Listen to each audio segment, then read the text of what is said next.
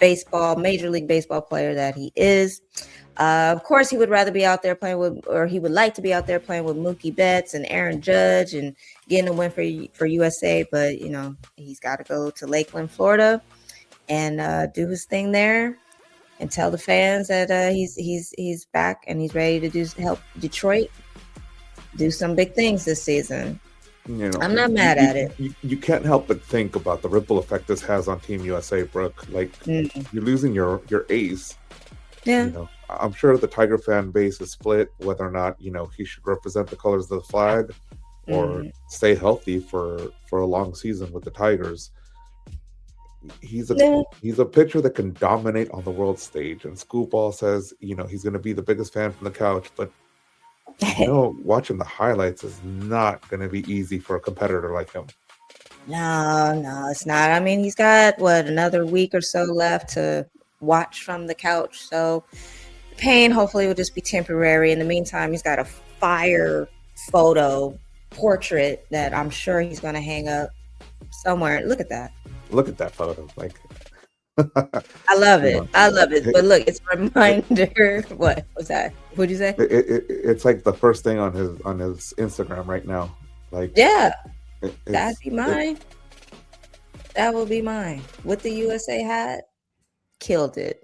But it's a reminder that even for the best athletes in the world, you can't always have it all. So the Cy Young is staying home. It's going to protect the pride of Detroit. But unfortunately, the peace of mind hasn't followed him yet. But that's okay. We'll see it. We'll see it in opening day. Do your thing. Thing. But moving on, staying on the subject of Team USA, they did a big thing this past weekend. They had a crazy game versus Mexico. It was a sea of green, white, and red, and the boos for Team USA. The boos were so loud, you would think that they were playing in Mexico City, not in Houston. But they were in Houston, and the Stars and the Stripes, they didn't blink. They walked away with a 5-3 win to stay perfect at that time in the WBC. Dizzy, this wasn't just another pool play game. This felt like a playoff grudge match. It was on. Because it was. And you can, the energy was off the chart. Randy Arozarena walked out in a poncho, the building is exploding. Paul Skeens, took the mound and got to work.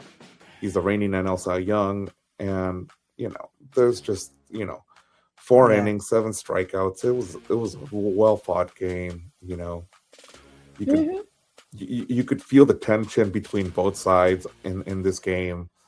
They both wanted it bad. They played hard till the end, and Bobby Witt Jr. barely cracked a smile until the highlight reel showing him doing plays. It's one of those games that you just can't help but wish you could see it happen more often. Or in person, right? Jeez. We had to watch it. It was in Houston. Home. We could have flown. We could have gone. Yeah, maybe. But still, very, very exciting game. Like you said, Paul Skeens did his thing. Bobby Witt Jr. major plays. And let's talk about the captain clinic we had. Aaron Judge. Yeah, he was eating up a lot of the boos all tournament. But in the 3rd inning, he silenced all 41,000 people with a 2-run shot to the right. Look at him. Yeah, Yankee. Whatever. But the real shocker was the kid, 21-year-old Roman Anthony, who was a late addition to the roster. He launched a 3-run moonshot into the second deck just 4 batters later, and a 5-run explosion in 1 inning essentially decided the game. It was very exciting to watch. Mexico didn't go quietly. No, they didn't. Jaron Duran was a one-man wrecking crew for Team Mexico with 2 home runs to keep the game close. It got a little bit shaky in the 8th and the 9th, and the crowd was deafening. they were really trying to bring this Mexico team back into the game, but Garrett Whitlock shut the door. And for the first time since 2006, Team USA actually beat Mexico in the WBC. You know, the 20-year monkey finally off their back. Off their back. However, unfortunately, Team USA did lose to Italy last night, and they're now 3-1 and could be eliminated if Mexico beats Italy because of some weird tiebreaker rule, which I get, but I don't get. But whatever. Dizzy, right. Let's check out the look at the tiebreaker rules. Just look at the tiebreaker rules because that's this is the rules. Okay. weird. Let's look at this. If Italy beats Mexico, Italy advances in first place, and the U.S. advances in second. You know, to the quarterfinals.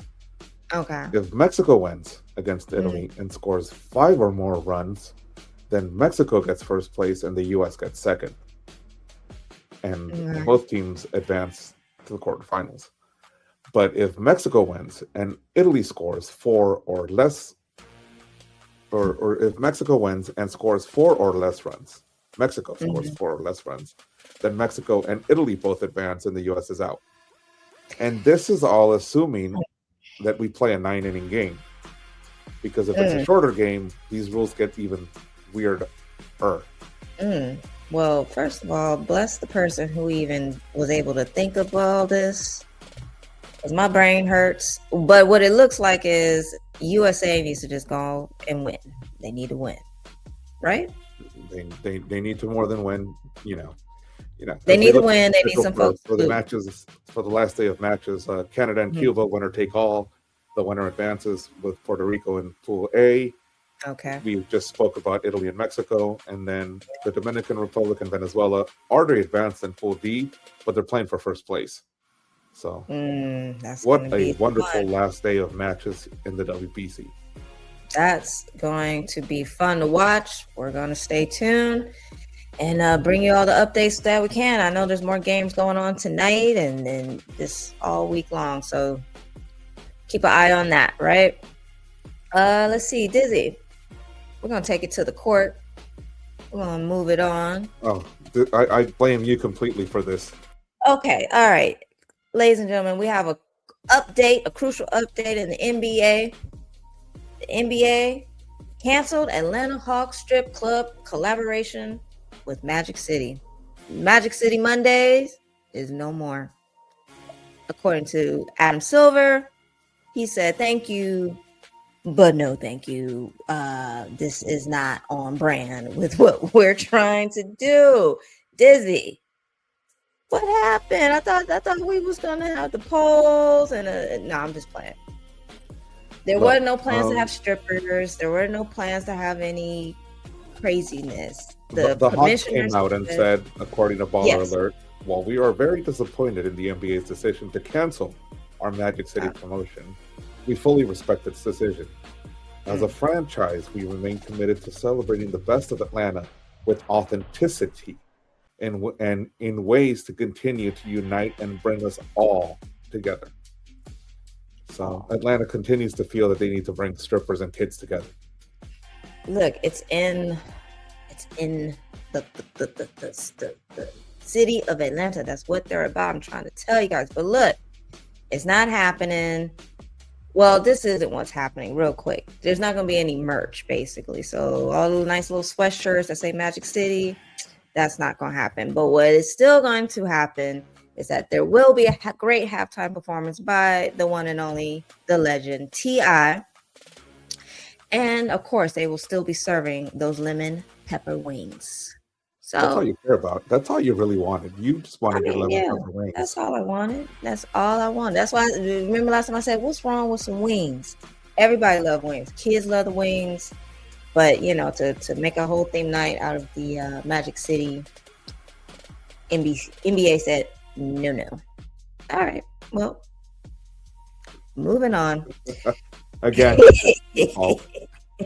You think I predicted that, Dizzy? I didn't do that. I don't blame you. No. You exposed it. You brought it to the table. You brought the story to the producer. Art agreed. This is your fault. This is Art's fault. This is you guys' fault. Magic City. Art be at Magic City. Art, you be our I have magic. absolutely nothing to do with this, guys. In fact, I am a patron and I'm a supporter of the arts. Bring me back some wings, Art. All right. Let's move on. We got the return of Jayson Tatum. Wonderful. Look, after 298 days on the shelf, Jayson Tatum didn't just return to the Celtics lineup, he reignited the entire city.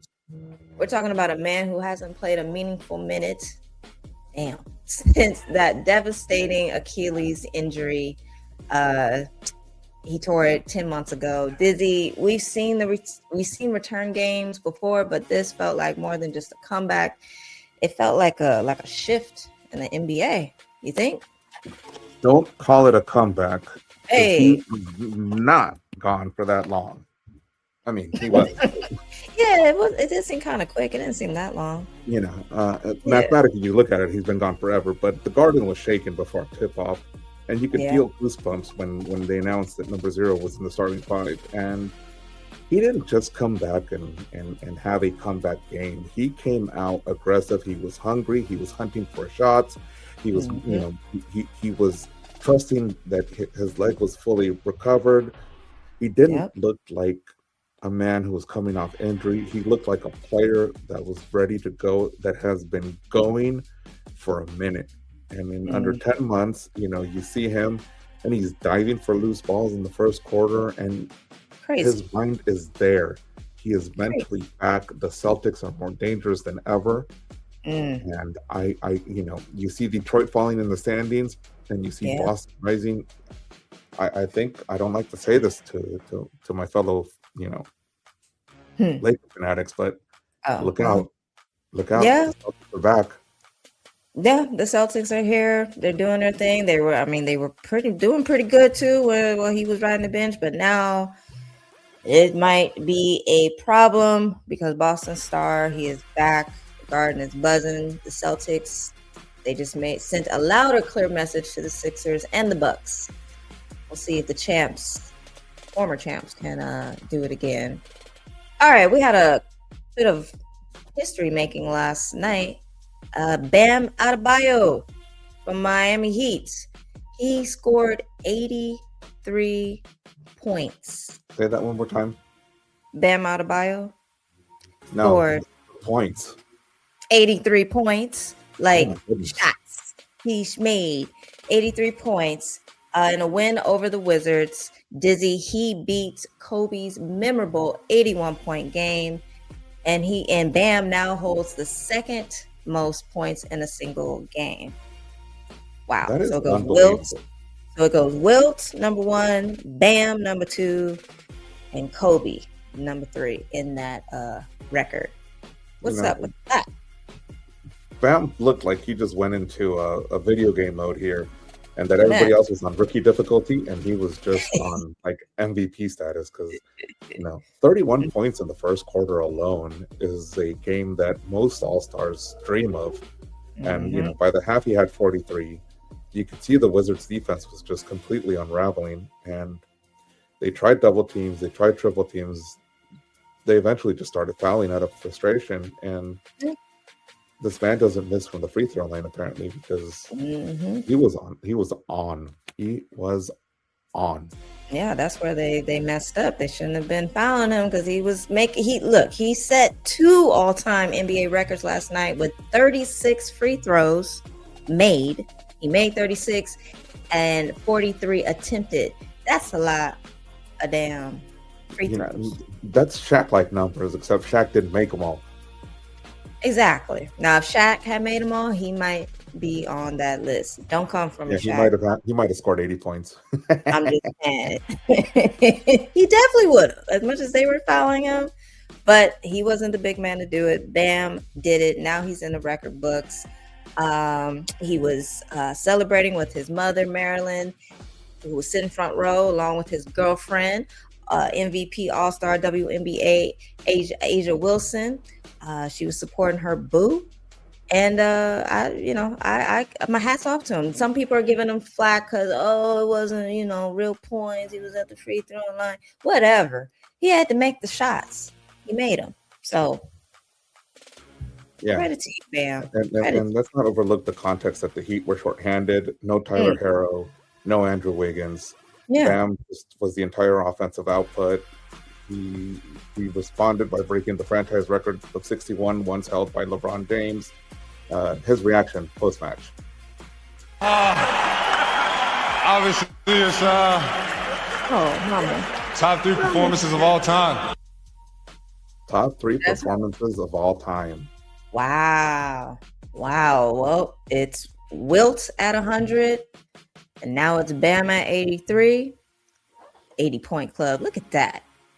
Oh, wow. Him and Wilt both wore number 13. That's interesting. Anyways, we'll see. After last night, the MVP conversation just got a whole lot louder. So keep doing your thing, Bam. All right, more NBA. Look, it's what's going on? It's been some injuries like crazy. I don't know what's going on. Maybe because we're in the dog days of the NBA season.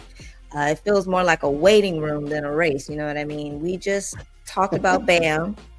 Historic 83-point night. But the flip side of that glory is the growing list of superstars who are currently sidelined. Dizzy, if you look at the injury report, it's not just role players. It's the faces of the league. From Philly to the Bay, the playoff race is being decided by who's in a suit rather than who's in a jersey. It's crazy. It is crazy, and Tyrese Maxey. It's scary out there, and the 76ers just got hit with a gut punch. Tyrese Maxey is out for at least 3 weeks with a tendon injury. You add that to the Joel Embiid injury and the Paul George suspension, and Philly doesn't have anybody to go to anymore. Oh, Philly. I'm sorry, guys. I'm sorry, Sixers. Well, it's not just on the East Coast. It's a coast-to-coast epidemic because in the West, Steph Curry has been out for over 20 games, and I think I just read he's going to be out for like 5 more. Anyway, he's got a runner's knee issue, and the Warriors are 9-16 without him. They're desperate for his return, hopefully on March 13th, but I don't think that's going to happen. Then go look at my Lakers. LeBron James, he was sitting on the bench last night against the Wolves with that hip and foot combo. He got a twofer, okay?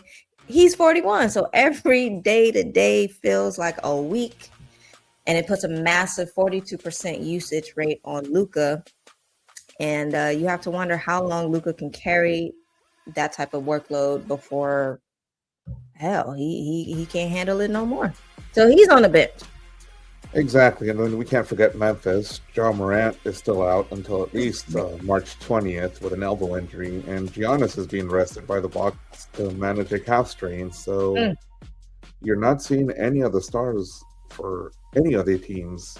Memphis, Milwaukee, Lakers, Golden State, definitely the Sixers. I feel like you can't buy a bucket, and then you go back and you think, were the Spurs onto something when they were time managing Tim Duncan and Kawhi Leonard back in the day? I mean, it's that, or I don't know. Is this a conspiracy? Like, what is going on? And the irony is that as the league prepares to change the lottery rules to stop tanking injuries, this is doing the job for them. The injuries are doing the job for them. They don't got to tank. They're getting hurt. They're already tanking. So teams aren't losing on purpose. They're losing because their stars are human, right? And some are old. Well, I ain't gonna say LeBron's old because millennials. We're not old, but LeBron is breaking down. Steph is breaking down. Oh, as we head into this home stretch, I don't know. I don't know what's gonna happen. The real MVP might be the trainer who's able to keep these guys on court. We'll see. It's scary on the court. It's scary on the court. On to happier news in basketball. Yeah. Oh. All right. Well, before we go into the happy news, the ironies of the league as it prepares to change the lottery rules of not tanking for injuries is one that has me all but confused, because the draft lottery used to be, you don't make the playoffs, you get like little balls in the bubble, and they get drafted off, and then you get your pick, right? Like, good for you. You know, it was an archaic system and whatnot. It was weird. It was a little weird. I was never really in favor of it, you know. But at the same time, it was to keep teams from tanking. So if you didn't make the playoffs, you won the lottery. And then now it's just fine in the butt. Look, it's a new era. Let's do something new. Let's fix what we got to fix, but we can't be having our stars sitting on the bench for critical parts of the season. And part of the fault is also the league making it so that 10 teams can qualify for a playoff spot. Now we got the play-in thing, and you have this play-in thing, and then you've got less lottery picks because now teams have more of a chance, or teams can lay back and say, hey, I'll play an extra couple playoff games, but I won't play the games during the regular season. Yeah, well, I don't know what they expect them. They're going to find ways to win and find a little loophole like that, and they're going to do it. But all right, we'll move on. We'll see what happens with the NBA and that. But we got a little college sports going on. March Madness, baby. Oh, yeah. All right. Well, last Saturday, it wasn't just a loss. It was a total dismantling. Ooh. Men's USC basketball fell 89-68 to UCLA in their own building, marking their seventh. Dizzy, let me just get through this. Okay, marking the seventh straight.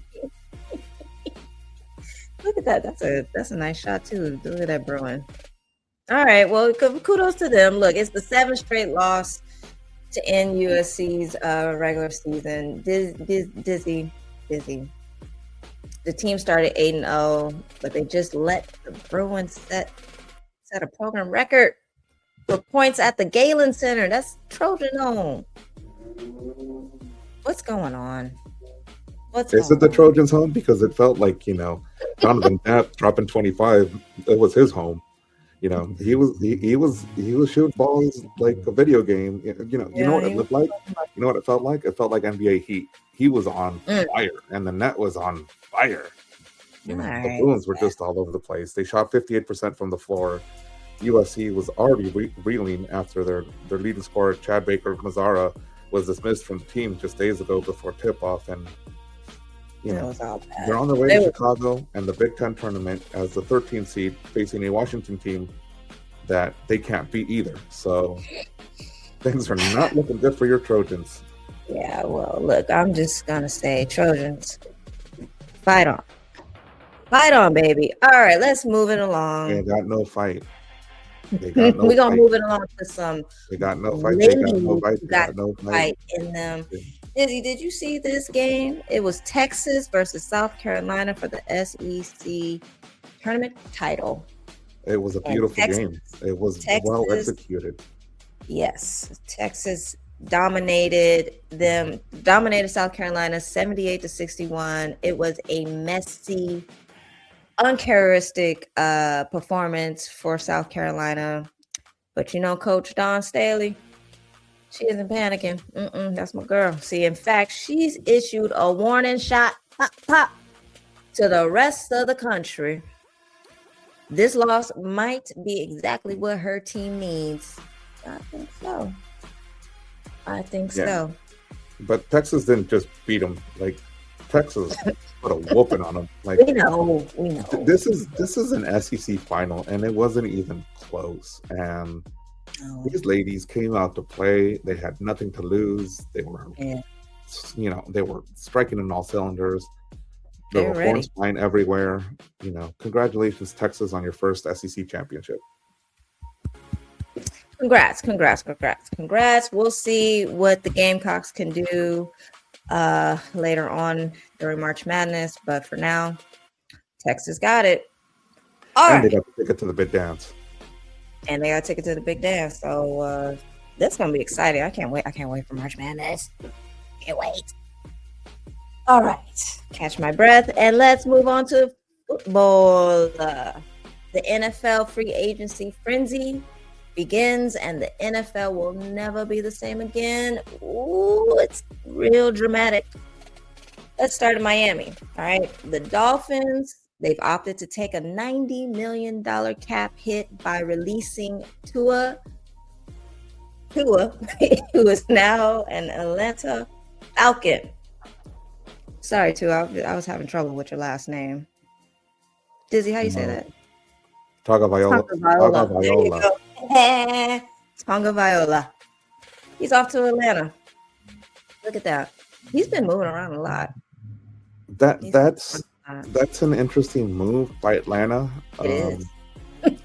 They're bringing in another lefty. They already have a lefty at starting quarterback, and it just feels like they're not going to put all their eggs in one basket. And they didn't have to sign Tua for that much money because the Dolphins already paying a ton of it. That is a bag. That is a bag. It is a steal for the Falcons, and they're making moves. They're making a lot of moves, and that was probably a very smart move on their part. Another person that made moves, Super Bowl MVP Kenneth Walker III, is now a Chief after taking advantage of his free agency and his Super Bowl MVP. That comes along with the announcement that Travis Kelce will return for a 14th season to the Chiefs. You combine that with a healthy Mahomes and the possible return of the cheetah, Tyreek Hill, and who knows, KC might be gunning for another Super Bowl.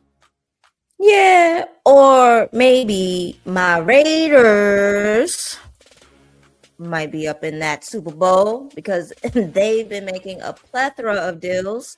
They're revamping the offensive line and bringing in multiple offensive pieces to support their new coach and the presumably first pick QB Fernando Mendoza. They even attempted to trade Max Crosby, which I was not a fan of. I mean, I'm a fan of Max's. I didn't want him to be traded. He was supposed to go to the Ravens, but apparently the trade fell through at the time of Crosby's physical. And just a side note, our quarterback Geno Smith, well, he signed with the New York Jets. He's going back there after being traded by the Raiders earlier this week. And then we also got Mike Evans. He's left Tampa Bay. He said, I'm out. He's done with the Buck life, and now he's taking his talents over to the Bay, to San Francisco Bay. He joins Shanahan and the 49ers, who look to compete for another Super Bowl. I like this trade. I think this is a smart move by the Niners. Yep. I think Mike Evans is going to help out that team because they didn't have a number one receiver last year. They lost Deebo Samuel, and they didn't really have anybody step up. And Mike Evans will definitely be a number one receiver for the Bay. And then who knows what will happen with Brock Purdy and a healthy offensive line. You know, all things looking up for the Bay. You know, on the other hand, the Rams are making moves now that they're, officially hosting the next Super Bowl. And who they got? They're here for it because they traded picks for star defensive back Trent McDuffie and then extended him to a 4-year guaranteed contract making $124 million. The Rams are all about winning now, and they are not joking around. They're not going to put their trust in the draft. They've got a lot of picks, but they're using them to beef up their defense and beef up the spaces that need beefing up. And there wasn't much that needed for them to beat Seattle last year. They were just missing minor pieces, and this is a big piece that'll help them shut down opposing wide receivers, especially receivers like Mike Evans. And then the Saints, they didn't put all their hopes in the draft. They went out and they signed Travis Etienne from the Jags. The star running back last year was the number one running back for Jacksonville and is now the number one running back for the Saints, which is going to be one of those moves that will hopefully pan out for them, especially considering that, now they don't have to go looking for a running back in the draft. Ironically, the Broncos are also making moves, but this move was releasing star linebacker Drake Greenwald, making room for the cap and potentially, I I'm guessing, beefing up their offensive line so that their quarterback doesn't hurt, Bo Nix doesn't get hurt. You know, this is just one of all of those many moves that are still happening in the NFL. And yeah. Well, let's take a deep breath. Inhale and exhale. Woo! Yeah, there's a lot of going on. It's looking like a Madden fantasy draft or for the ultimate team. So many moves, so many trades, and we haven't even gotten to draft day. So much more to come there. We haven't even gotten to the draft. Woo! Exciting, but even more exciting, Dizzy. We got some action in the MLS. Oh boy! Talk to me. Let's take a update me. Let's change from one football to another football. This one's the round ball, and we start, with the hot start. The hot start in the league continues for some of the top teams. In San Diego, traveled to Kansas City, won on the road, and yet another 3 points with a score from their, tremendous goal scorer, Dreyer. That's his third tally of the season, 3 tallies in 3 games. And San Diego is just off to the races. 3 wins, 3 games. You can't ask for a better start for a team that just barely started in the league last year. And then we move on to the Portland versus Vancouver matchup, which everybody expected to be close, but Vancouver made sure it wasn't. And it's the second straight loss for Portland. And Vancouver poured on 4 goals in Providence Park. Brian White had a brace. Tristan Blackman scored another. And the 4th goal was by Sebastian Berhalter, U.S. national. Vancouver also now has 3 wins on the season. This is just dominating in the Western Conference. Shout out to Dago and shout out to Vancouver. Meanwhile, LAFC, they finally played a home game in BMO Stadium.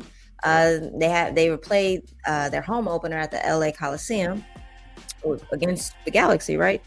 No, against Miami. Against Miami. I'm gonna get it right.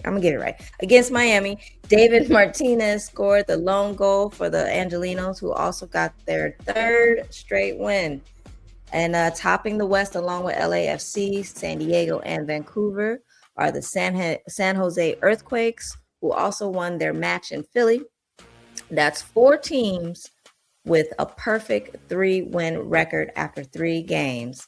New York City FC and Nashville SC, they round out the teams still undefeated in the MLS, as they themselves have yet to lose, having 2 wins and a draw as well. Yeah, and then earlier today, we have some tremendous news to announce. After 6 years, Orlando has parted ways with coach Oscar Pareja. No. He led the Orlando team to the U.S. Open Cup in 2022, but this season it hasn't been the greatest of seasons. Losses at home, losses on the road, and their latest loss was a 5-0 loss to New York City, which makes them it makes them the only team not to have a single point in the standings thus far in the Eastern Conference, and that is not good news, and therefore an early exit to the start of the 2026 season. Oscar Pareja out. Their assistant coach, Martin Perlman, is going to take over and on an interim basis while they search for a new coach. Wow, that is big news. The season just kind of started. Wow. All right. They're already moving on. And they're already moving on. They ain't not playing. Who was that? Orlando City? Orlando City is making moves. I will keep an eye out for that drama. And they're probably making the moves, Brooke, because they have the possibility of getting a star player from Europe in the summer. And, a star player from Europe ain't going to sign with you if you haven't won. So you need to be they need to change things around quickly.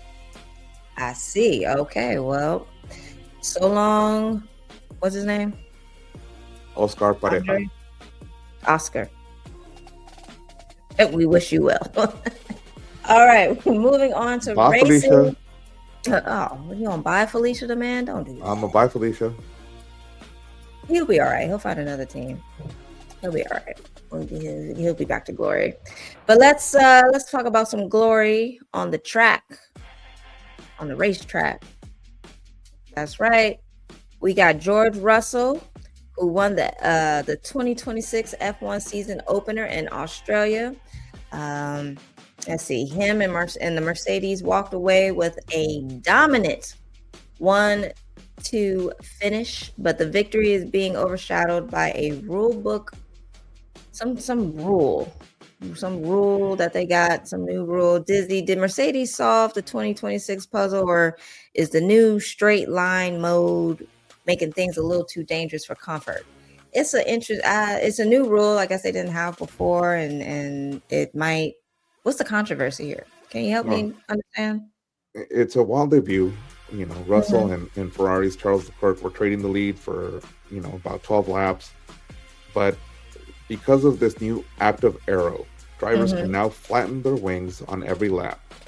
So what that means, for those of you at home, the little flaps that are on the front and on the back can now adjust to either downforce or straighten out, and that just creates this new. They can go faster.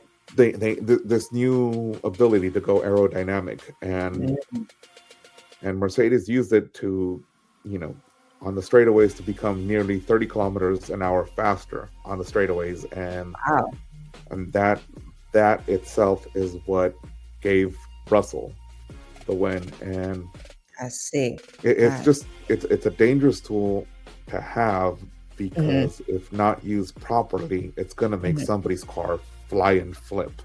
Ooh. And we don't want to see that. We've already seen that when there's a bump and a car kind of like flies and flips because of how aerodynamic they already are. Yeah, dangerous. But these cars go fast. Yeah. That they do. And they're trying to make them go faster. These people are crazy. Well, Russell's win was anything but quiet. Mercedes is officially the class of the field, head of the class of the field, but with world champions like Max Verstappen and Lando Norris calling these cars the worst they've ever driven. The 2026 era is off to a polarizing start. I will say that. Yeah, and the next Grand Prix will be in China, and we will see how the active aero is adjusted and used on the next race course. Yeah, I'm gonna check that out. See how that works. We'll see. Well, meanwhile, in NASCAR, Tyler Reddick has been untouchable lately, but Ryan Blaney just officially closed the book on that chapter in a tactical masterpiece at Phoenix Raceway. Blaney snapped Reddick's 3-race winning streak, proving that Team Penske still owns the desert. Oh man, was this a fluke or a statement, Dizzy? Like, dang, I thought Reddick was gonna get the four in a row. It felt like a statement with an exclamation point. Reddick had a chokehold on the racetrack, and then Blaney, just him and Team Penske decided that they were going to own Phoenix, and they did, and it was a wonderful display of racing. It was a wonderful display of teamwork and pits. Reddick had fought hard to the finish, but it's got to be, a psychological blow for the number 45 car to not be able to win when you've put so much effort into this. Blaney is only 60 points behind him now, and it's a very, very, very tight at the top. Even though Reddick had won the previous 3 matches, everybody else was adding points, and that's what it's all about. It's about staying in it with points. Here's Reddick's reaction after the race. Okay. Handling a little bit. It seemed like our Jordan Brand Toyota Camry had good speed. It was just kind of back and forth on which direction we think we needed to go with our Camry, and so we kind of just hovered around 5th all day, and we took those 2 tires there. It got a little tight on us at the end, but all in all, would have been nice to make it 4, but looking at the board over here, scored the fourth most amount of points on the day. That's kind of what we need to just keep doing all year. Yeah, just stay in it. Stay in it. They got more racing to go, so he's got more shots at it. I'll just keep watching and see. Meanwhile, the drama on the racetrack to the drama where? Oh boy, we're turning our attention to the drama in the sport where the stories become entertainment. Yep, Friday Night SmackDown. It was on and popping. Jade Cargill and Rhea Ripley faced off. Let's listen to the heat. Sure, your arms are big, but mine are bigger. Your legs, yeah, they're muscular, powerful even, but mine are more powerful. Hell, I'm more powerful. And I am more worthy for the WWE Women's Champion. And come WrestleMania, I'm gonna beat the hell out of you. And there's nothing you can do about it. Because I'm that. Your body is built for show. While mine, it's built for fighting. So when that bell rings, you can flex all you want. It doesn't matter because I am going to fight. And I'm gonna take that title from you, and I'm gonna take it with force because I'm that.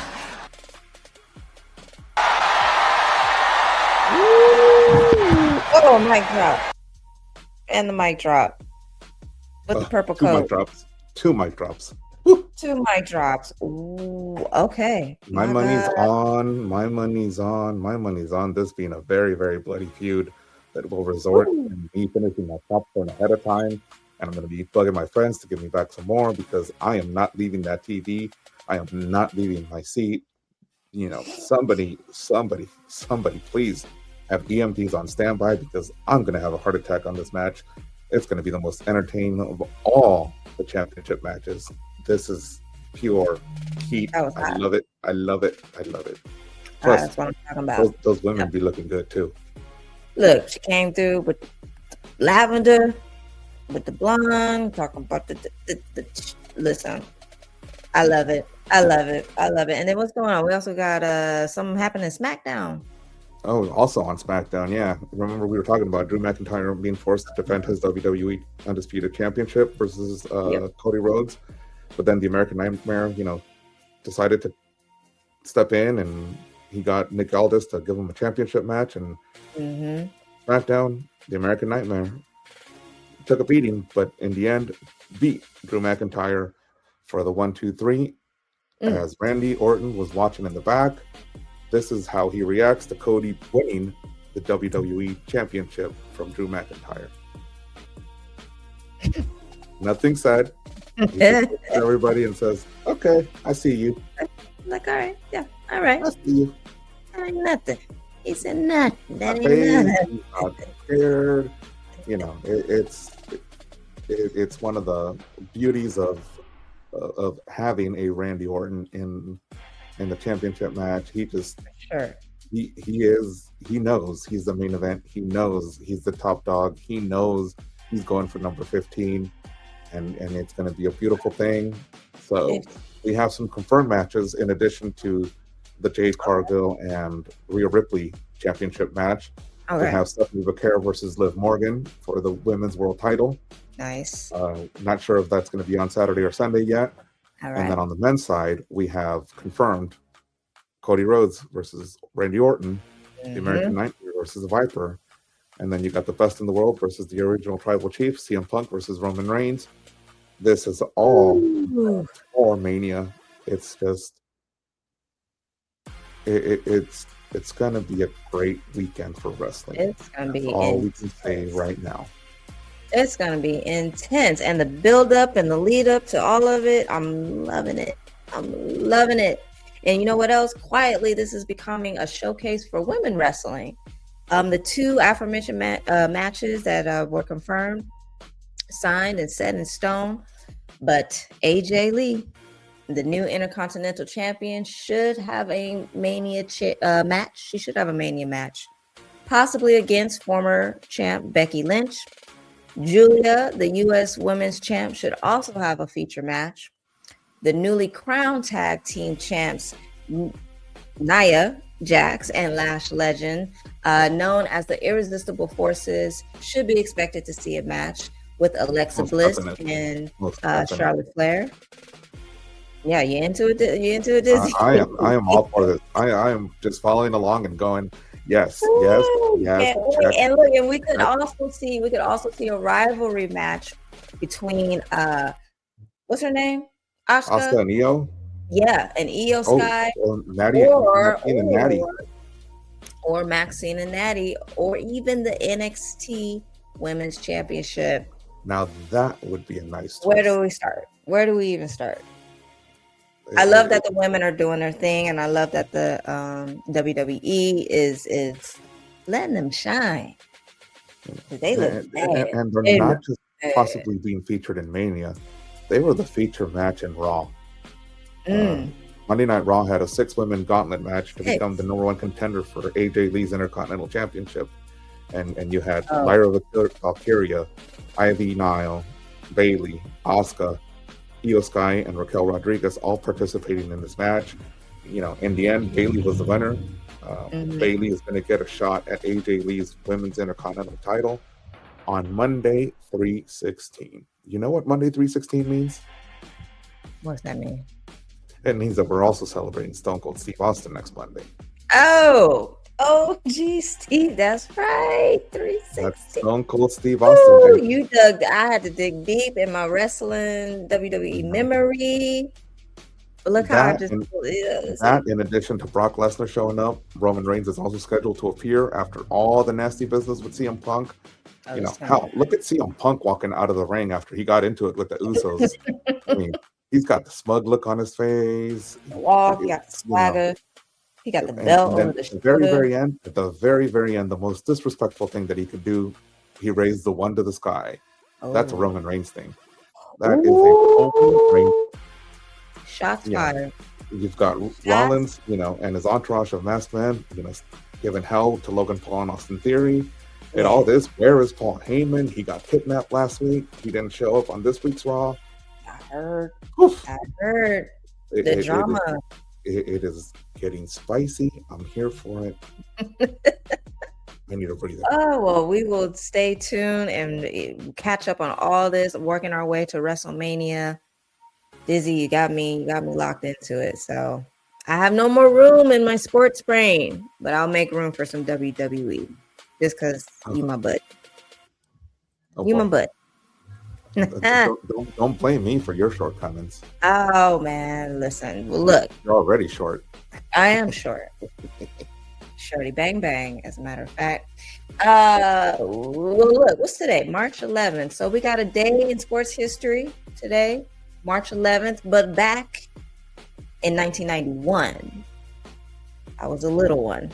But in 1991, Monica Seles in Steffi Graf's 186-week streak as the world's #1 ranked female tennis player. So it was 17-year-old Monica Seles. She became the youngest in the world, #1 ranked female tennis player, and she ended Steffi Graf's streak. She had 186 weeks. But Monica achieved this feat after winning 63 of 67 matches in the preceding 12 months, marking a rise to the top of the WTA rankings. Dizzy, I'm going to say that again. She won 63 of 67 matches. That's a lot. Woo! That's you know. At 17. And you know, young Monica Seles was in top form. She's originally from Yugoslavia, a country that currently doesn't exist anymore. But it is impressive that a young 17-year-old was able to to have such a strong start to a short career, unfortunately. You got to remember that Seles held the number 1 ranking up until she was forced into early retirement, pretty much after she was stabbed in April of '93. Had a short comeback, didn't really have it in her head to continue playing, and after that, just left the game altogether. Truly sad that her exit was so quick and premature, but because she was killing it. But still, kudos to Monica Seles for making history in 1991 on a day like today. Absolutely. Well, to wrap it up, Dizzy, we had an interesting situation at the LA Marathon. Can you tell me more about? Did you participate? Did I run? Yeah. I did not. As a matter of fact, I didn't do anything that day because all the streets were locked down, and I said, forget it. But there were some brave souls who got themselves out there and ran the streets of LA. Look at that sight. That was the start of the race early in the morning in LA. And it's just, it's a sea of humanity. It is a wonderful sight to see. Yes, especially in LA. But in a weird chain of events with less than 400 meters to go in the men's race, a passionate fan interrupted Kenya's Michael Camus, which caused him to halt and go in the wrong direction. And then moments later, American marathoner Nathan Martin chased down Camus and beat him by 0.18 seconds at the finish line to become this year's LA Marathon winner. This is one of the craziest finishes. It can't show the video because it's copywritten, but it is insane. It is just insane that he was able to chase the other runner down because somebody interfered with him moments before he could reach the finish line. I know he is big mad. He is big mad. You know how mad I would be. Ooh. I'd act a fool. I would ludicrously act a fool. That might end my running career. Like that, if that happens, that's a crazy story and a crazy. On the women's side, the women's race was won by Kenya's Priska Chireno, who had a total time of 2 hours, 25 minutes, 18 seconds to win the women's race. That's a lot of running. It's just unbelievable. It's incredible. It's crazy. It's another great marathon. Look, you want to join the next one? You want to do next year, Dizzy? Oh, look at that. Too bad. Just like the marathon, we are running out of time, so we're going to run up out of here. But look. You know what happens if I run the marathon? What? Yeah, you want to I end up in the hospital. I end up in the hospital. Oh, I thought that was police sirens. That's an ambulance? Uh-oh. Well, if it's police sirens, then I'm definitely running for the top. You run into the ambulance. Oh, we're some crazy people. Anyway, so much went down this week. We saw Tarik Skubal play it safe in Detroit while Bam Adebayo decided to play like he was in a video game with 83 points. Let's see if he could do that again. And we've got stars coming back in Boston. Shout out to Jayson Tatum. And the NFL just got even more interesting with the free agency. It's just another chaotic week in the world of sports. And, we're the only thing that's guaranteed for sure, Dizzy, is that someone is going to be talking about it tomorrow and the day after, because the never stops. Sports never stop.